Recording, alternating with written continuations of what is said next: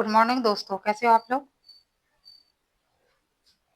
आज मैं आप लोगों के लिए प्रेमचंद युग के उपन्यासकार, ठीक है, कौन कौन है, चतुरसेन शास्त्री और अनूपलाल मंडल, इनके उपन्यासों को याद करने की ट्रिक लेके आई हूँ। आशा है आप लोगों को पसंद आएंगे। तो चलिए देखते हैं। सबसे पहले है उपन्यासकार जो है चतुरसेन शास्त्री है, ठीक है, चतुरसेन शास्त्री है, ठीक। तो इसके देख लेते हैं, चतुरसेन शास्त्री। तो यहाँ पे है,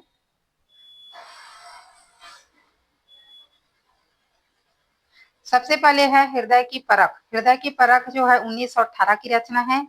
ये इसका मुख्य विषय है विवाह पूर्व प्रेम और अवैध संतान की समस्या है, लिया गया है। सेकंड है व्यभिचार, 1924 की रचना है। प्रेम के अमर्यादित एवं अश्लील रूप का अंकन किया गया है। थर्ड है हृदय की प्यास है, जो कि 1931 की रचना है। और फोर्थ है अमर अभिलाषा, जो 1933 की रचना है।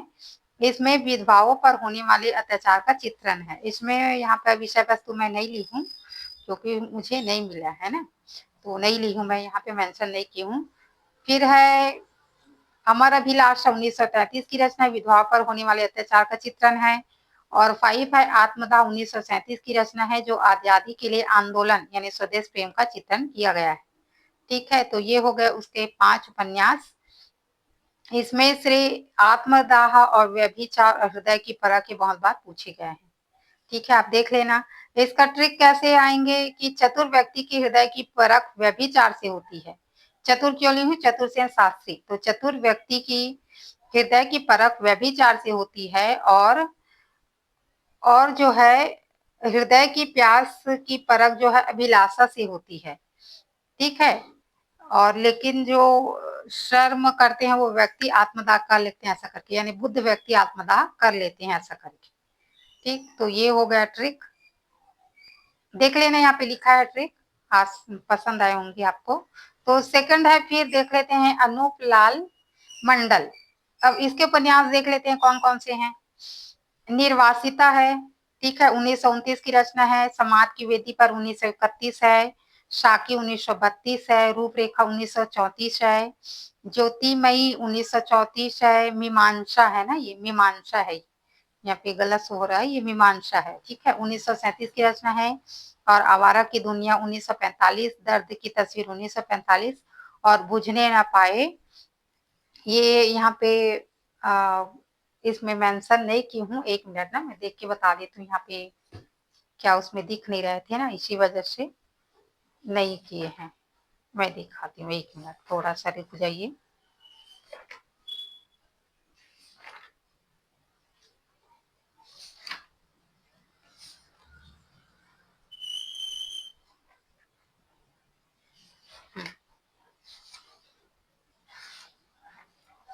तो ये है, अच्छा ये नहीं लिखी हूँ मैं, तो ये भी शायद इसमें मेंशन नहीं है, यहाँ कॉपी में भी मैं नहीं लिख पाई हूँ, तो उसके लिए क्षमा करना। आप लोग जितना है उतना देख लेना। फिर उसका ट्रिक है, कैसे आ जाएंगे, इसका ट्रिक मैं ली हूँ कि, ठीक है ना, एक मिनट ऐसे कर लेती हूँ। अरे यार, फिर से मैं दिखा देती हूँ, एक मिनट। हाँ,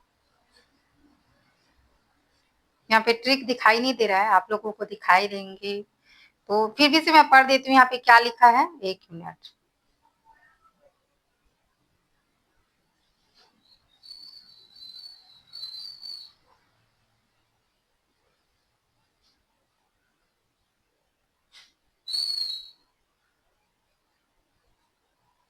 बार बार यही हो रहा है।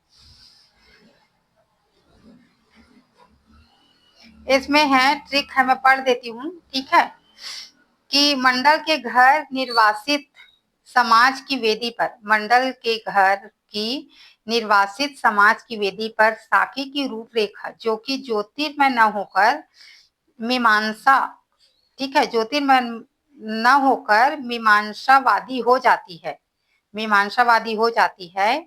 और आवारों की दुनिया में जहां दर्द की तस्वीर बुझती ही नहीं है, और आवारों की दुनिया में जहां दर्द की तस्वीर बूझती ही नहीं है। ये ऐसा यहाँ पे ट्रिक है, एक बार और पढ़ देती हूँ। मंडल के घर की निर्वासिता समाज की वेदी पर शाकी की रूपरेखा ज्योतिर्मय न होकर मीमांसावादी हो जाती है। ज्योतिर्मय न होकर मीमांसावादी हो जाती है। निर्वासित समाज की वेदी पर ना, कि मंडल के घर की निर्वासित समाज की वेदी पर शाकी की जो रूपरेखा है वो ज्योतिर्मय न होकर मीमांसावादी हो जाती है और आवारों की दुनिया में जहां दर्द की तस्वीर बुझती ही नहीं है। तो ये हो गया ट्रिक। तो आशा है आप लोगों को पसंद आएंगे। और कुछ मैं पढ़ देती हूँ, यहाँ पे तो मेंशन नहीं कर पाई, मैं यहाँ पढ़ देती हूँ कि अनूपलाल मंडल ने ना समाज की वेदी पर और रूपरेखा जो उपन्यास है उसकी उसकी रचना जो है पत्रात्मक प्रविधि पर की है। ठीक है, पत्रात्मक प्रविधि पर की है, यानी पत्र के रूप में उपन्यास लिखे हैं इन्होंने। ठीक है, ठीक। तो ये हो गए दोनों का, आशा आप लोगों को पसंद आएंगे। तो यहाँ पे ऊपर मैं लिख दूं चतुर्सेन शास्त्री अनूपलाल मंडल के उपन्यासों को याद करने ट्रिक, ऐसा करके। ये दिख नहीं रहा है तो जो मैं बोली हूँ ना तो उसमें आप देख लेना। तो आशा आप लोगों को पसंद आएंगे। तो ठीक है, फिर चलते हैं, मिलते हैं नेक्स्ट वीडियो में। तब तक के लिए धन्यवाद।